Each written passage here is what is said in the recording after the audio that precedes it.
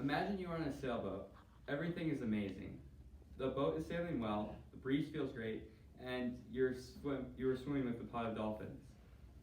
Then, just out of nowhere, comes 85 knot winds, approximately 100 miles an hour, and 70 to 90-foot waves.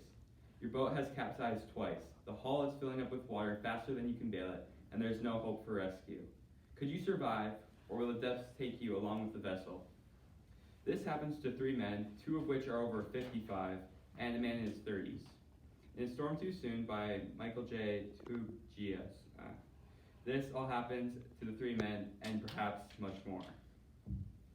In April of 2007, Captain Jean-Pierre de Lutz, nicknamed JP, sent an ad out looking for two candidates to join him on a voyage from Florida to France on his 40-foot sailboat named the Sion Seymour II. I don't know French.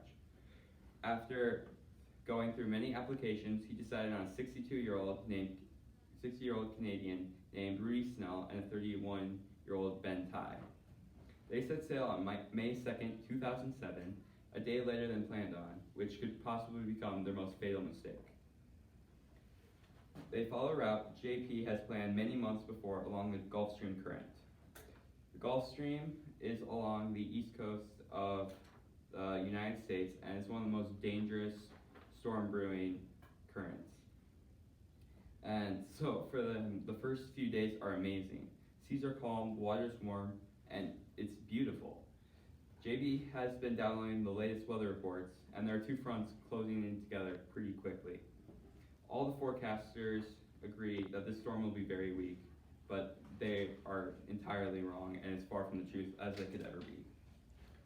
As the storm is being born, the waves and wind get worse. The crew ties everything on deck and heads into the cabin, hoping the storm will pass them by. The ship is battered by waves and capsizes, flying everyone around the cabin and filling the hull with water. The boat has right in itself, but only to more water inside. The men try to get a signal to the Coast Guard, but the satellite transmitter and the direct line are both dead. A few hours later, the vessel is outside and the lifeboat cannot be found. And JP finally finds it and is pinned under their broken mast. He gets it out, and the men narrowly escape their sinking boat, hoping for a rescue, but is there any hope for them? I really enjoyed this book, even though I'm not a big nonfiction reader. It was fast-paced and suspenseful, even for nonfiction, and it was really interesting. And I would recommend this book to a lot of readers who are not always into nonfiction. And this is the first book I've ever written by this author, but I would definitely read more of his books. In a ravaging sea, three men try to survive while preparing themselves for the inevitable death. The hope for rescue they think will never come. As the men are in their tiny lifeboat, they're each alone with their thoughts, and no hope until what looks to be the faintest sight of Coast Guard Orange. But is it real? They are looking for their hope, but their hope could just be in the wrong place. Find out in Storm Too Soon.